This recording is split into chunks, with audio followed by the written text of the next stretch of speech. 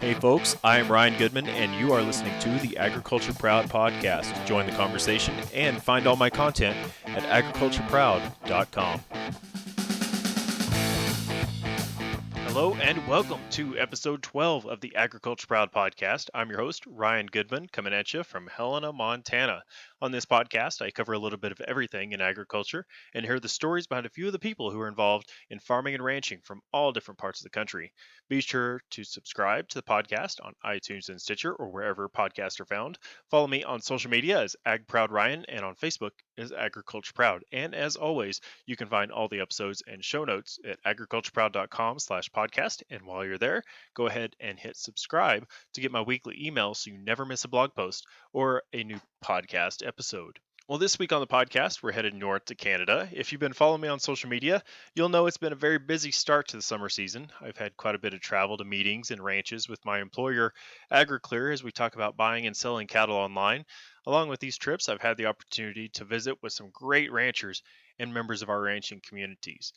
Recently, I had the opportunity to travel to Penticton, British Columbia, to visit with several Canadian cattlemen and women as we learn how things may be different or at times even the same on the north side of our political boundary.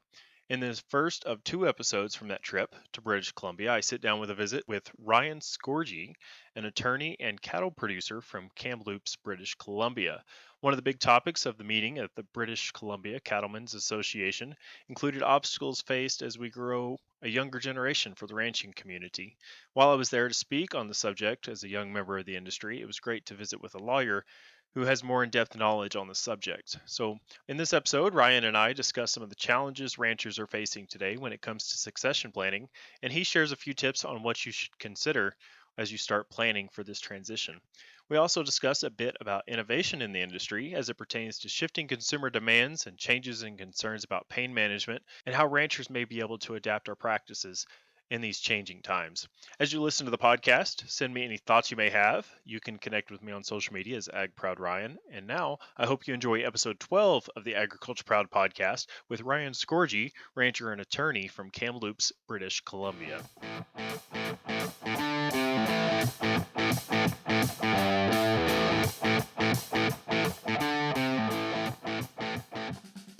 All right, and on the podcast today from the BC Cattlemen's Association annual general meeting with Ryan here. Ryan, tell us a little bit about who you are and how you're involved in the agriculture community. Sure. My name is Ryan Scorgie, and I'm involved in the community. I guess I could say I've been involved as a lifetime in the agriculture community. I come from a cattle and grain farm in northern Alberta, outside of Grand Prairie, and now run a cattle ranch down in Kamloops and run a law firm here in Kamloops. So I'm here a little bit as a producer, understanding the issues that the cattlemen are facing, and also on the work side, providing some assistance to some of the ranchers on the intergenerational transfer of agricultural land. Okay. You've been involved in the ranching business from a couple of different aspects, production side and the services side. What's maybe something that really kind of caught your eye being involved on both sides of the fence there? I think one of the things that has been the most important for me and one of the most areas of interest is looking at some of the issues that the industry is facing on a whole and the representation that they're getting on local, provincial, and federal governments, and the effectiveness of lobby groups like the Cattlemen's Association representing the interests of ranchers, and having someone with a little bit of an understanding on how policy development works. There's I think an opportunity for this industry to collaborate a little bit more and provide a stronger voice to government on how policy should be developed and funds should be spent.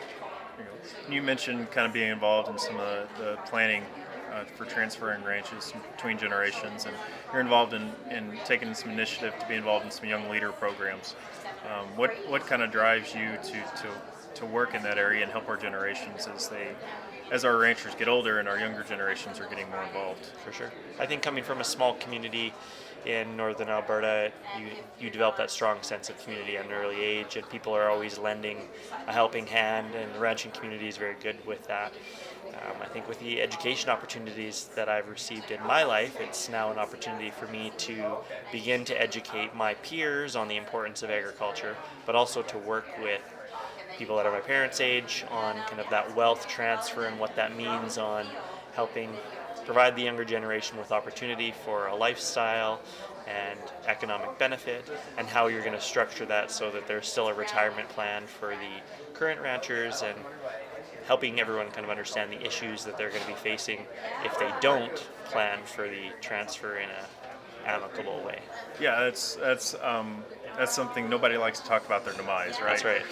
You don't want to bring it up with the parents, and the parents don't That's always exactly want to right. talk about Yeah. it. But it's always frustrating when you see people that don't have a plan Yeah. when things get there. And then I've found um, not only to have a plan, but to talk about it. Yeah, And that for can sure. be really difficult sometimes. Yeah, it's something that shouldn't be a difficult conversation. I like to say there's two things in life that are guaranteed, and it's death and taxes. So, it's going to happen. So it's better to have that conversation when everyone still likes each other and we're not in a crisis situation. We can plan for the future, and we can bring in the necessary players, whether it's accountants, lenders, lawyers, anyone that's going to be able to manage wealth and help with that transfer from one generation to the other. So if folks want to go and learn a little bit more about some of the tools that are available, what are some resources that they might search for? Well, within organizations like the BC Cattlemen's Association, they do have a few publications on kind of intergenerational transfers. When you look at a lending institution like Farm Credit Canada, which is probably the most known for Canadian agriculture users, they also start to look at how to plan on the financial aspect of transferring large asset-based businesses to the next generation. But if you're looking from the legal perspective and understanding what that means, what the planning tools that you should be doing, there's a variety of websites that provide information about that. Really, contacting a lawyer or an accountant that has experience in agriculture, I think, is quite important. Agriculture businesses are a little bit different than kind of manufacturing or service-based businesses. So when you're doing a transfer like that, having the expertise with those professionals is key. I'm grilling you here a little bit on That's this okay. subject, but it's something that's talked For about sure. quite a bit. That's all right. And so for the younger generation, a lot of the time I hear, well, mom and dad need to hear about this. While you're talking to me, what are some tools for the younger generations that you might say to help start that conversation? Yeah. I think for the younger generations, one of the things that they need to understand is, firstly, how finances work. Most people don't necessarily understand how lending works, how kind of financial plans work. So understanding that in your own personal life to begin with is a good start. But then having that discussion with your parents around, how long do you want to do this? Do you want to go travel? Do you want to go and spend 6 months down in the U.S.? Are you, wanting to travel around the world a bit, or are you happy being on the farm? And how long do you think realistically you're going to be able to do that? They're sometimes harder conversations, but if you can have it before it's necessary, it makes planning a lot easier. And for having younger generation taking an interest, showing the seniors that, maybe I shouldn't call them seniors, the more experienced members of the family, that they have that interest. You do have that knowledge transfer between parents to children, which is important, and it is a bit of initiative that children are taking, which I think we need to see from a younger generation, taking that ownership and leadership role. Okay, there you go. To kind of switch gears to the production side, Sure. Tell us a little more about your involvement in that end. So I run right now, my husband and I run a cow-calf operation in Kamloops. We have about 50 Black Angus cattle that we run with speckled park bulls. So we're doing a little bit of research on speckled park, seeing how they finish on kind of the grass quality that we have in the interior BC. Just bought the ranch last year, so coming from a cattle family, I'm quite familiar with it, but kind of just getting back into the industry, and a little bit different in southern BC than it is in northern Alberta in terms of climate and landscape. So it's been an interesting transition. Oh, I bet. And what are some things that you found, some new innovative tools or new things that we're kind of looking at in the industry that may be changing some way we raise cattle? Yeah, we've both been very fortunate that we have a strong relationship with Thompson Rivers University here in Kamloops, and we are lucky enough at TRU to have the BC Research Chair for the beef industry, John Church, in TRU. Does a lot of research in the industry, and we both know him very well personally, so we've worked with John looking at some of the innovative ideas that he's been doing, mostly around drone management, so drone monitoring of animals on range tenure, and a bit on pain management, looking at freeze branding and the impacts that's going to have on on the pain management and their ability to recover from handling systems like that.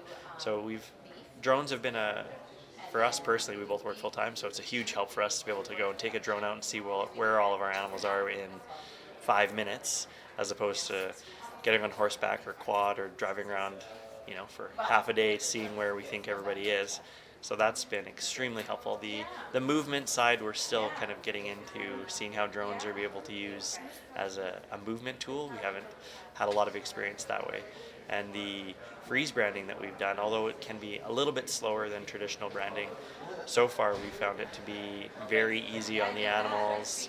It keeps them very calm. They're not at all intimidated by going into handling systems. So we'll see on the long run what the impacts are there. Yeah. Pain management is something that's been talked about here at the different meetings. Yeah. And something, it's a little something different to think about, but it's something that we've heard from consumers that they're concerned. That's right. So what are your thoughts on kind of that? How did you come about thinking, well, let's get involved in this project and look at the pain management around branding time? Yeah, it was one of the things when we were working with, when Percy was working with John on his master's at TRU. John talked a little bit about kind of the cattle aspect. His master's was more on agroforestry. But we began to look at that, and then when we bought the ranch, John came out and said, hey, here, you guys are kind of the new guys on the block. Here's an opportunity for you to maybe try something new without having that long history of this is how we've always done it. So we took advantage of that. And I think coming from both of us being quite involved in kind of the food culture of the Lower Mainland and seeing what our friends are wanting, and really when you look at a beef industry, it's a consumer-driven industry, that the consumer demands really impact kind of how we produce and provide products to market. So when you see consumers starting to say, we're concerned about this, we thought this might be an opportunity for us to do something a little bit different on a bit of a smaller scale, see if it works, and be able to provide some research opportunities and feedback for the rest of the industry on, yes, it is manageable and it isn't something that's going to negatively impact your operation or cause a big headache for you. There you go. So you mentioned the food scene. Yeah. What are some of the trending topics that you see aside from pain management that should be adapted? So I think right now in southern BC we have dry range trains that we use that have a varying quality of grass. So right now the hot topic is grass-fed beef. Looking at what does that mean? What do animals who have been finished on grass, what do they look like? What is the comparison versus the traditional kind of feedlot main production system that we have here in Canada? So we are looking at grass-fed products and finishing animals on grass.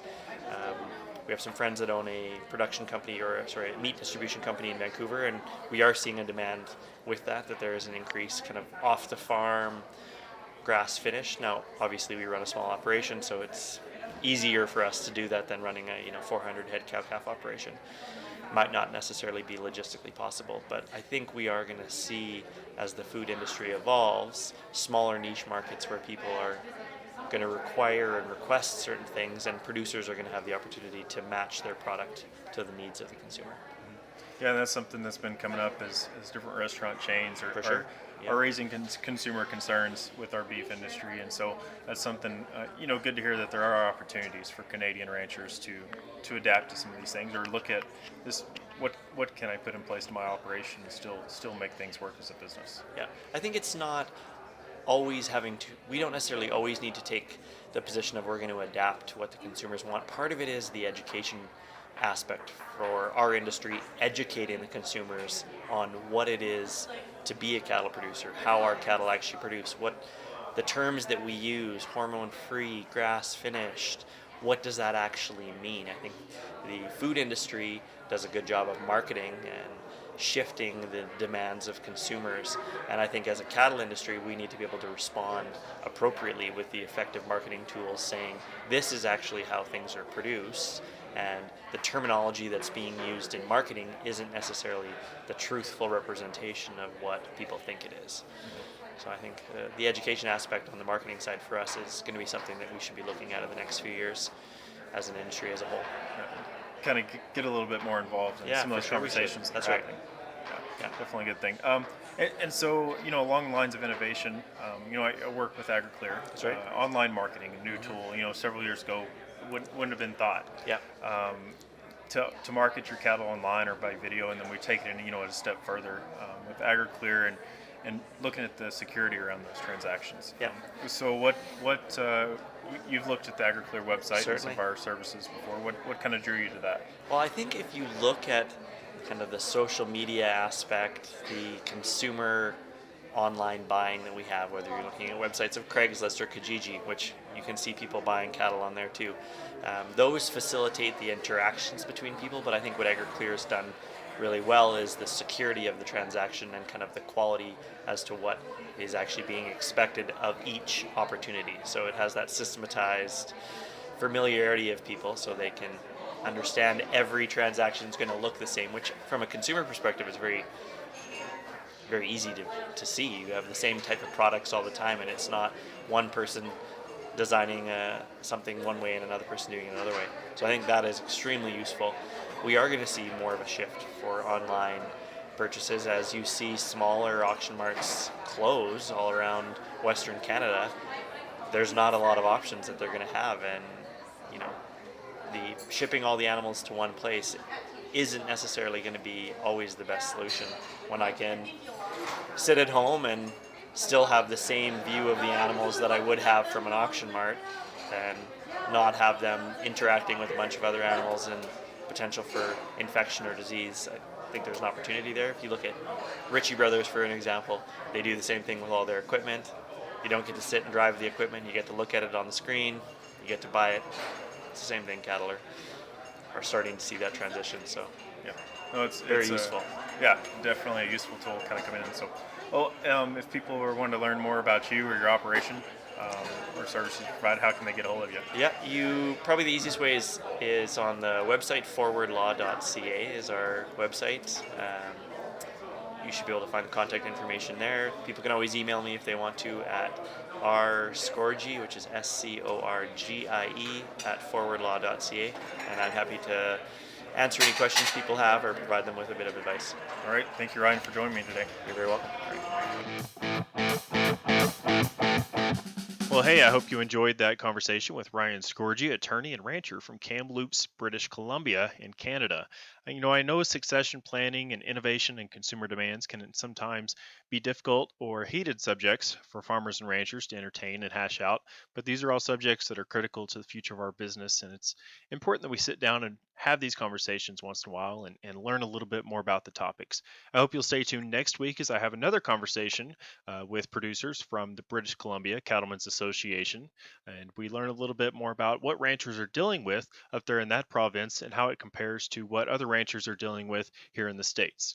I'll be sure to include the links to Ryan's contact information as we discussed in the episode in today's show notes. You can find that at agricultureproud.com/podcast. Just look for episode 12. Well, that's all for this week. Tune in next Wednesday for a new episode. And as always, you can connect with me on social media as AgProudRyan and on Facebook as Agriculture Proud. Until next time, this is Ryan Goodman with the Agriculture Proud podcast.